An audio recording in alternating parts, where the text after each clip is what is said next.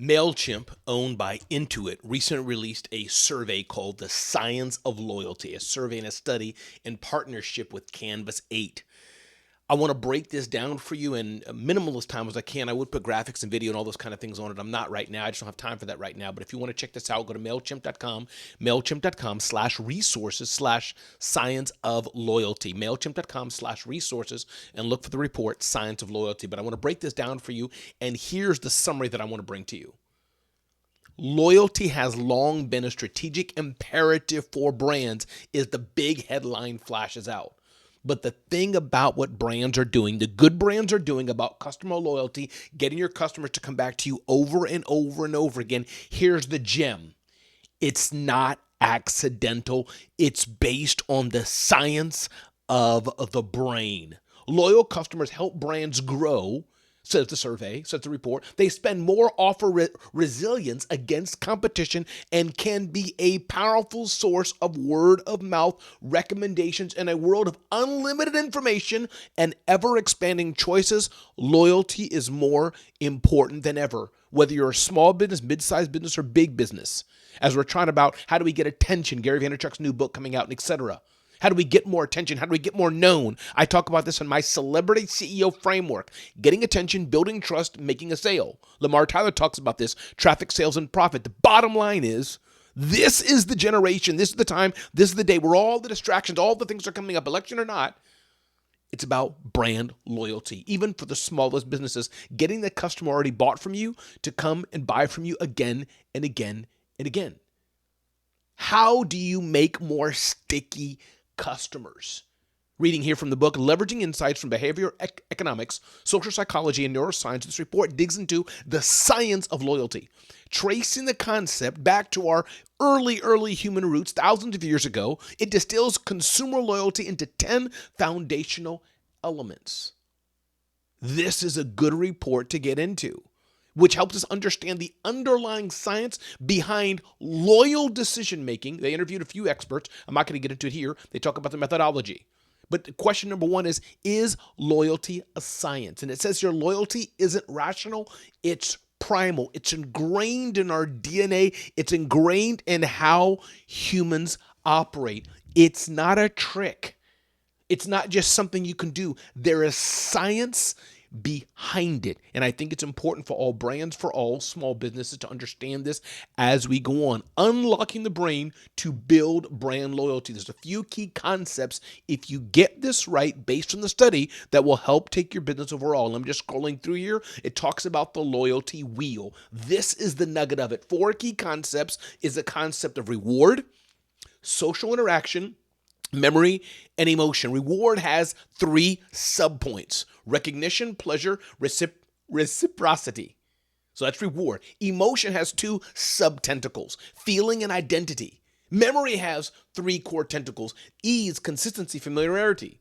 And social interaction has 2 core tentacles: social identification and social proof. Again, you can just go to Mailchimp.com under resources and see this for yourself. But reward talks about a few key things. The brain's mesolimbic pathway, fueled by the release of dopamine, lays the groundwork for essential habit formation that's crucial for fostering consumer loyalty. It all starts in the brain. The brain's reward system is a central player in shaping our behaviors and motivations. Again, I'm not going to go through the whole thing. I want to keep this short, but it's showing you this is science. Brands that tap into this system not only trigger pleasurable sensations, but can also foster habitual loyalty among customers. Why do you think Folgers, the best part of waking up is Folgers? It's that emotional context is what I want to drive home. The behavioral elements of reward talks about there's reciprocity. Humans are hardwired to pay back what they receive from others. There's pleasure. Dopamine-driven positive feelings and experience play a vital role in repeat behavior. There's recognition. People want to feel seen by the brands they patronize. Think of the brands you're with, the coaches you like, the cars you drive, the drinks you do, the places you go, the experiences you have. A lot of it's based on the concept of reward. 31% of consumers believe that it's important that brands reward them with special deals and discounts. We can't fight against this. This is why there's coupons, why there's discounts, why there's buy now and get this reward. We're hardwired for this. There is science for that, and you can't fight against it or you'll lose.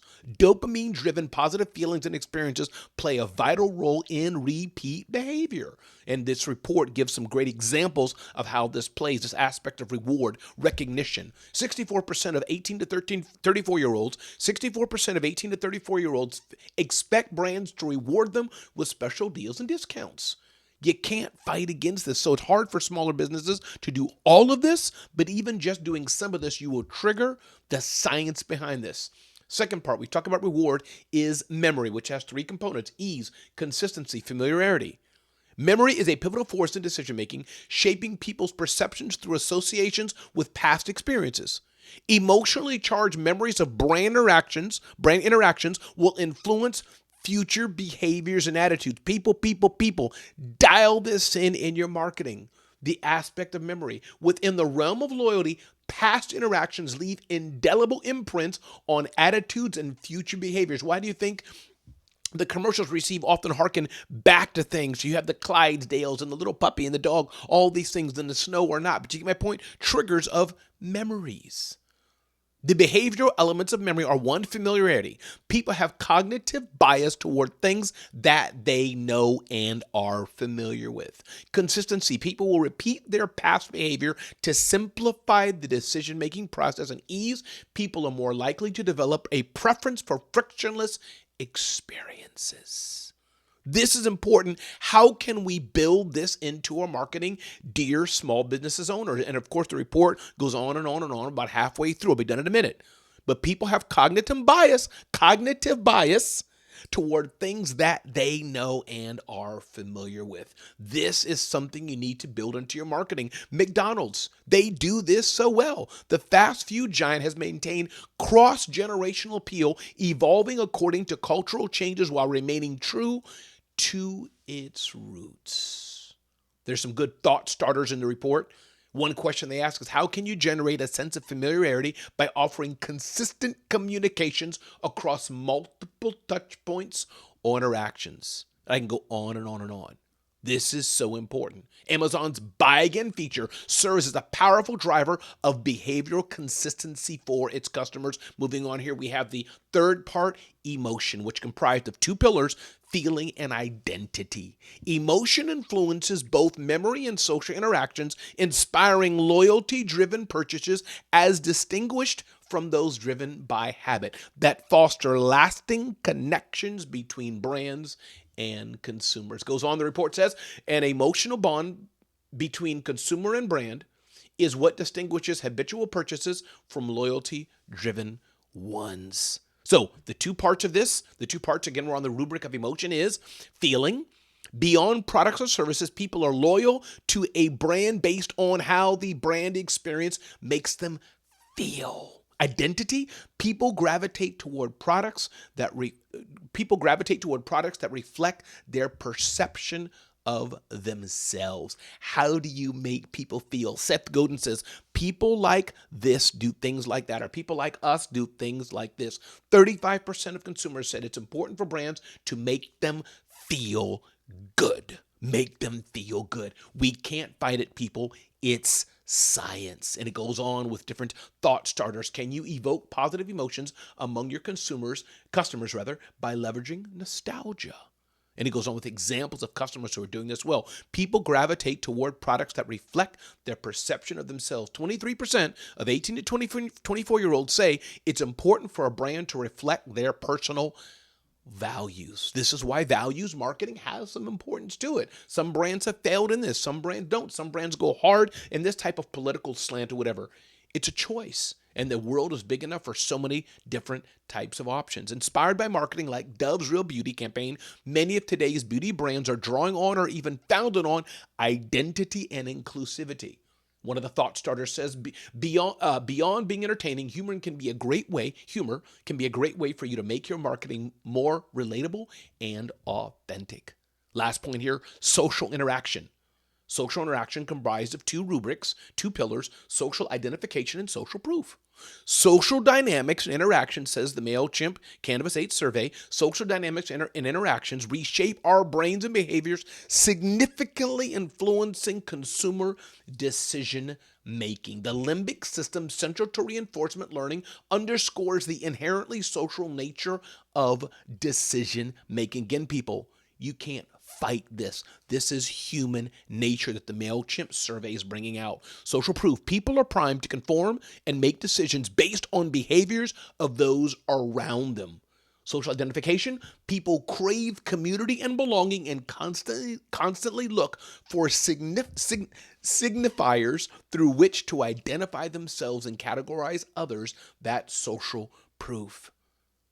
This is an important thing to understand. Yes, funnels are important. Yes, campaigns are important. Yes, email marketing is important. Yes, social media is important. Websites are important. Personal branding is important. I talk about this in my book, Celebrity CEO. But this is really important, which Mailchimp is bringing out, this aspect that as you want to build brand loyalty, it's doable. But it has to be worked on, in its science. Thought starters. How can you build hype and garner exclusivity with limited edition drops? And the study goes on. I would highly suggest you check it out. Really, really good study, which talks about the importance of building loyalty. So to recap, you have emotion, you have memory, you have reward, you have social interaction. And it's up to us to figure out how we can integrate just even some of these in our brands and our marketing to build customer loyalty, to build further customer engagement, and have our customers come back to us again and again and again. Again, my name is Ramon Ray, founder of Zone, publisher also of zoneofgenius.com. You can check me out at celebrityceo.com. And listen, download the Mailchimp survey and let me know how I can help you build your business. Invite me to speak on your stage. Invite me to help you build your personal brand. And every day, check out zoneofgenius.com for more content. Thanks so much.